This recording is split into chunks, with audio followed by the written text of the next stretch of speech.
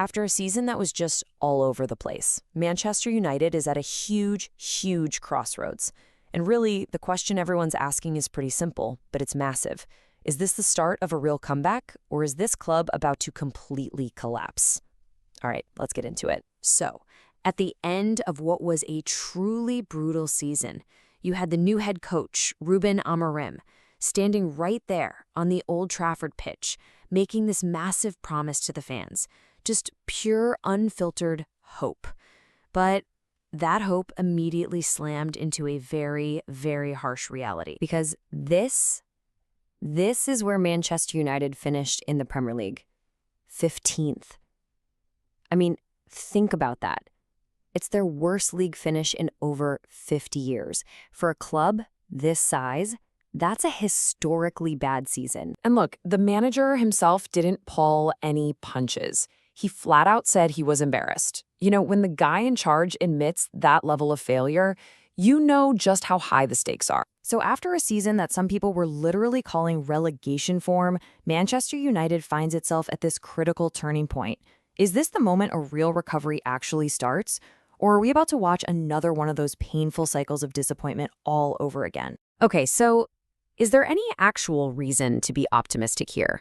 Well, the argument for a comeback, it really starts with the manager, Ruben Amorim, and the one thing he didn't have last season, a proper preseason. You see, the story goes that Amorim was hesitant to even take the job mid-season. Why? Because he knew his ideas needed time. They needed intense, ground-up coaching. But now, with a full summer under his belt, he's finally getting to implement his philosophy with this almost microscopic attention to detail. So, what does his system even look like? Well, it all starts with that incredible detail. We're talking about him stopping training just to move a player a few inches to the left or right. The whole point is to build muscle memory, so the tactics become second nature, pure instinct.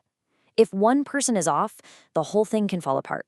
But if it works, you get this fluid front three. They're urgent, they're connected, and they're always, always looking to attack. And we're already seeing little hints that this might be clicking. During the preseason tour, the new guys, Matheus Cunha and Brian Bumo, they just seem to have this immediate connection with the captain, Bruno Fernandes. All this one-touch passing, smart movement, it was a little glimpse of that sharp, cohesive attack that was totally missing last year. And you can hear that insane pressure in the captain's own words. He says the margin for error is basically zero. And that right there, that tells you everything you need to know about why Amorim's obsession with detail isn't just a quirk.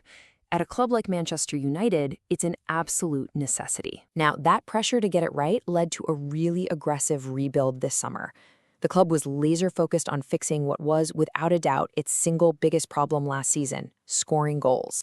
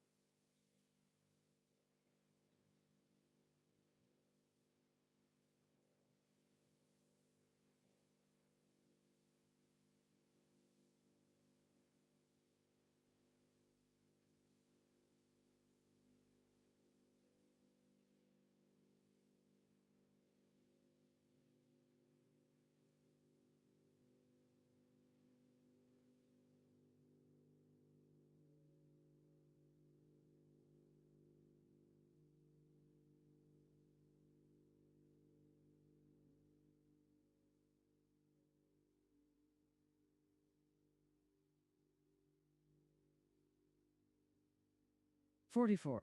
That's it. That is how many league goals United scored in the entire season. I mean, to put that in perspective for you, only one team that didn't get relegated scored fewer goals. It was a complete and total failure of firepower. They just couldn't score. So, what did the club do? They went out and bought goals. Just look at these numbers from last season. Between these three new signings alone, Cunha, Mbamo, and Sesko, you're looking at 48 league goals. That's more than the entire Manchester United team managed to score combined. It's a clear strategy. And this is how much it all cost. A whopping £214 million in a single summer. This isn't just a normal transfer window. It's a massive, all-in bet that these players can turn the club around. But as you know, spending that kind of cash always comes with consequences.